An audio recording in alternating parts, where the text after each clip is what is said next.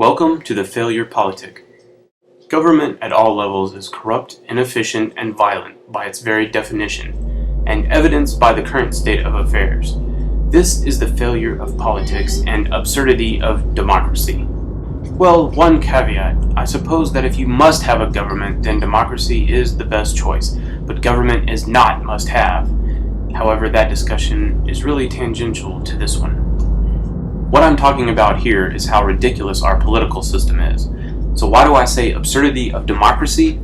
Well, first, let's take the last presidential election, for example. Obama received about 53% of the vote. That means that about 47% voted for someone else. And since we have essentially a two-party system, that means most of these people not only voted for someone else, but actually opposed Obama. So the result pissed off about half of the voters, not to mention the many who simply abstained from voting because they chose none of the above.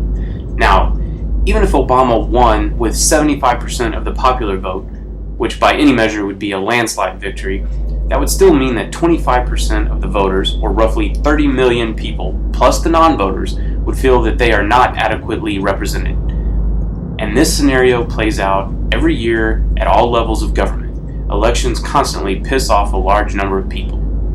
Secondly, I don't ever remember agreeing to majority rule anyway. Why should I recognize any legitimacy in a system that forces a representative on me?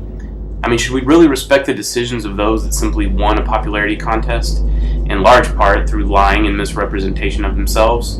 And who watches the vote counters? How reliable are those systems?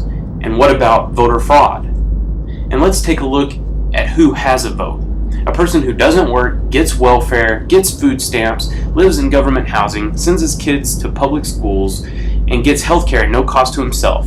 In other words, a person completely on the government dole. His vote counts just as much as yours or that of any person who actually produces. That is, the taxpayer, the person that pays for that first guy. I mean, give me a fucking break.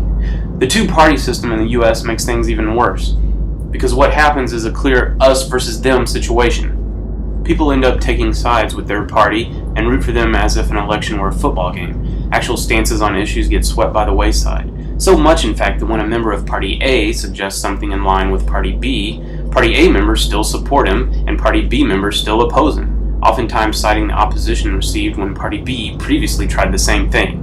This mentality also leads to people seeing opposition party members as the enemy, rather than focusing on the state itself. People forget that both parties are giant cogs in the overall broken machine, and ultimately it's all about power for the few and placating the rest of us just enough. To complicate the issue, the media are thrown into the mix. All media seem to enjoy reminding us how much we need the government. They over-report on California wildfires, swine flu, and promulgate the myth of global warming, all in the context of how the government is helping us. Well, guess what? California wildfires happen every year. The swine flu symptoms are no worse than the common flu. And global warming, anyone who still buys that load of crap is just not paying attention. But these are just recent examples. The list goes on and on. But don't take my word for it. Just watch for yourself. The ridiculousness of the two-party system is exacerbated even further because the media have chosen a side. When the opposing party is in power, it's not so bad. I mean, sure, Bush never got a fair break in the media, but at least he was always held accountable for his actions. But now that Obama is in office, we have essentially state-run media. So the fuckers in Washington can get away with almost anything they want. If it weren't for talk radio and the internet, there would be no dissenting voice. And for the most part, talk radio still falls into the trap of supporting one party over the other, with the exception of Michael Savage, of course. God bless that son of a bitch. Anyway, in the interest of brevity, I won't go into all the corruption, backdoor deals, symbolic voting nonsense, and the separate standards for lawmakers. Any sensible person can observe that for himself. But one thing that I hate most of all is when government interferes with the free market, then blames the free market for failing, and uses this as an excuse for more regulation. For me, though, it boils down to this.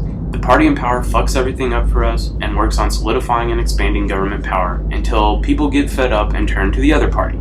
Then that party fucks everything up more and works on solidifying and expanding government power. And it's a vicious circle, and it's a broken machine, and it's an absurd system.